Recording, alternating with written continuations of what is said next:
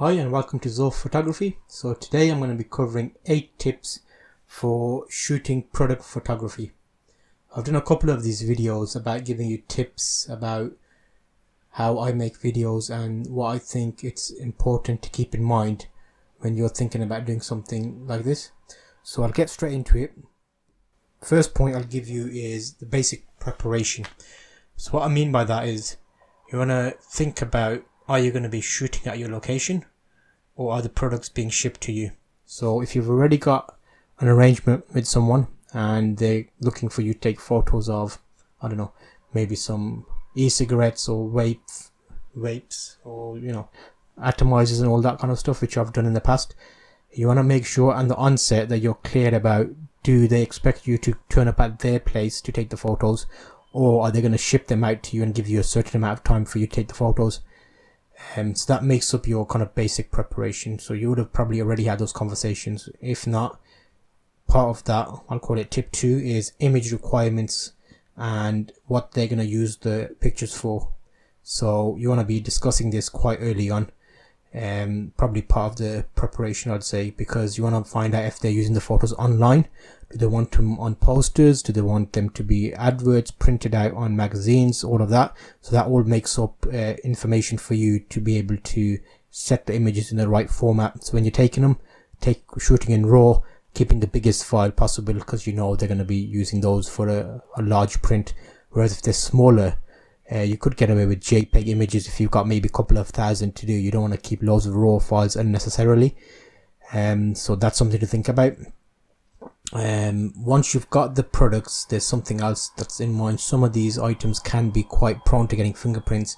So I'd say tip 3, get a good pair of gloves. So you normally get white gloves. They're like velvet material, so you actually can handle the goods and you don't get fingerprints on them.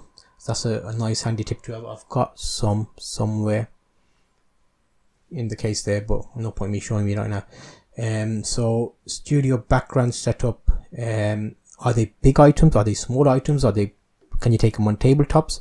So will you need to have, if you're bringing them back to your place, you're fine because you can take your time, but if you're going out to the location, do you need to take things with you such as a background setup, a table, fold up desk, something like that? You want to do test shots. So once you get it set up, make sure the ISO settings you've got, the lens you're using, keep that same one throughout all the images so you get that same feel across all the photos.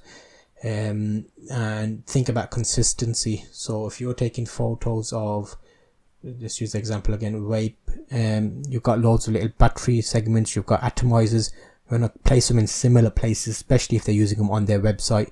You want them to look the same. Ask them if they want anything in the background. Sometimes they have like their key signature pieces with like their logo on, which you can put within the photos as a kind of a watermark for them, so nobody can copy or use those images and off their website. Think about the final edit. So while you're taking photos, you want to be able to zoom in on the object enough that you've got space if you're looking to add any artwork onto it afterwards. When I say artwork, I'm talking about writing. So for example, if it's making up like a special banner, have you got the space across the image to write what you need to write? So I don't know, special offer, buy 2 get 1 free, that kind of thing. You normally have that blurb around there, so you want to keep that in mind when you're taking the photos, so it's easier for you in the edit, so you don't have to adjust them and stuff. Do the photos need retouching? That's another one. So that's probably your 8th tip there. I've not counted them very well, but I'm giving you a quick overview of things you need to keep in mind. If you're at this point and you're checking videos, you may have seen quite a few different types, but this will give you a checklist basically to say these are things you want to think about when you're taking photos, especially of products. So when you say retouching of the photos, what we mean by that is sometimes when you take the pictures, they're not going to be crystal clear white, so you can do clipping. Do they want certain images made color correction? Do they want them to look even better than they originally are? Or do they want that actual feel of what it looks like? Retouching, also talking about banners and text and those kind of things. So this is a segment of videos that I'm doing about tips for different types of shoots. I've already done one for fashion catwalks. This one was for product photography. Make sure to check out my additional ones which I've done. So for this segment it's over, but jump over to the other videos and those will give you handy tips if you're thinking about doing other shoots.